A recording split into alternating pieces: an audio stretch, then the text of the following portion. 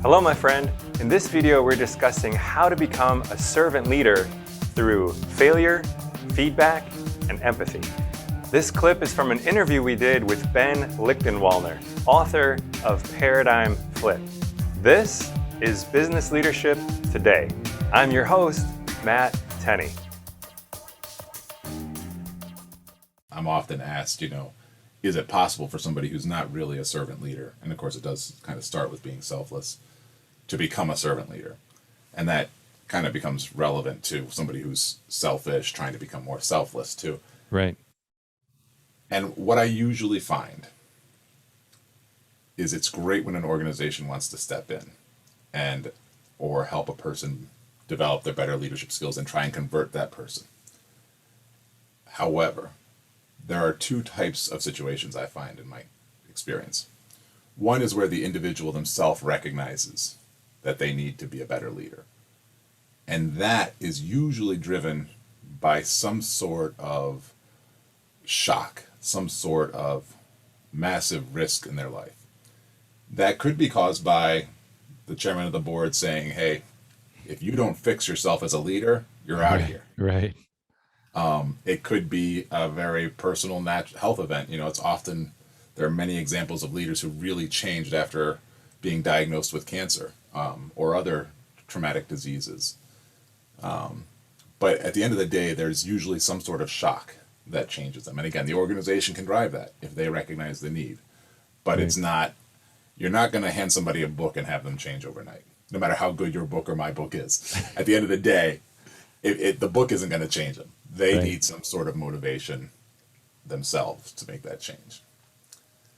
As far as specific steps to help once you recognize that or the person is motivated to change, I think it frankly kind of leads in naturally to the next principle, which is being empathetic. And it requires more listening. It requires more getting to know your team. There's a very specific exercise that I've done in some cases, and I've been the recipient of too, which it involves 360 feedback, which most of your listeners are probably familiar with or have done, but it puts another layer on it. And that is, you, at the end of gathering all the 360 feedback, you usually have a administrator or a person sort of running the exercise, and everybody gets in the room and the leader reads the feedback on themselves, particularly the negative. It really amplifies their understanding, their recognition and awareness for both the leader and the team they lead when they are reading the words aloud themselves in front of the people who shared them. And I'll be honest, it's a powerful moment, and a lot of organizations don't have the stomach for it. But going back to that shock system or that environment, it is a very powerful and motivating moment when the leader is reading the negative feedback, the positive too. I don't want to sound like you only do the negative.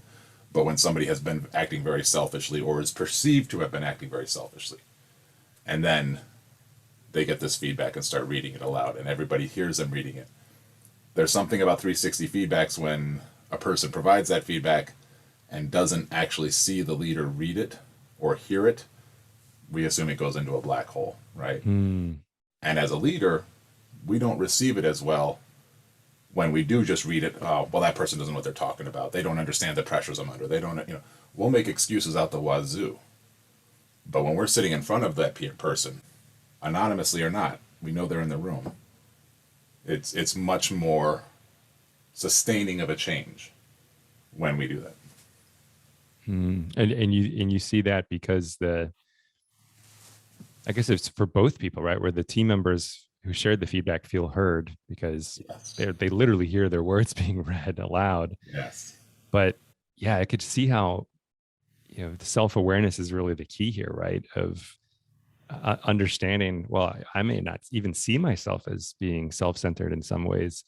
And you're getting that feedback, you're saying that kind of just often provides the shock in your experience where now somebody has the motivation to go ahead and work to change. Yes, absolutely. And that, since you brought up, the self-awareness is an attribute under being authentic, way down on our list of 7 principles. But exactly, self-awareness is key. Yes. Okay. So let's come back. Let's come back to empathy. So let's just start with what is your definition of being empathetic as a leader? Like, so what does empathy mean in your view? Yeah. we're all familiar with the phrase walk a mile in somebody's shoes, right? You know, to really understand somebody, you got to walk a mile in shoes. I take that to another level, and I say the problem with that is, you know, if I'm trying to empathize with you, Matt, and we're on the same team together, we're peers in an organization, you may feel compelled to not share the challenges in your life. You might just be sharing, you know, things are going, classic example, how you doing? Good, good, good. You know, we're not really looking to know how you're doing when we pass in the hallway, Right. and I'm expecting a 2-second response, right? It's rhetorical almost. Yeah. Exactly, exactly. So being empathetic, don't walk a mile in their shoes, walk a mile in their muddy boots. Because the shoes could be, you know, sandals on the beach, it could be a sunny day, you know, and that's typically the way we present ourselves, right? If I want to empathize with you, Matt, I'm going to try and really understand. Well, I know you have a second child born recently, right? Congratulations again on that. And, you know, I might be thinking, okay, what's the greatest challenge in Matt's life right now? Well, he's probably not getting a lot of sleep. You know, he's probably really tired. That 7 a.m. meeting I had with him yesterday probably wasn't the best idea. You know, I'm thinking about the greatest challenges. Yes, there's joys in your life from that child, obviously. But to really empathize, we're going to hear about the positives naturally. We're going to get to know the great things going on much more readily and easily. If I want to empathize, I got to think hard and work hard at getting at what are the muddy boots you're wearing. So empathize, technically by definition, means just getting to know the other person, getting to know the individual. But the challenge is getting to know what are the challenges that person is facing, what are the difficulties that they're facing in their daily life.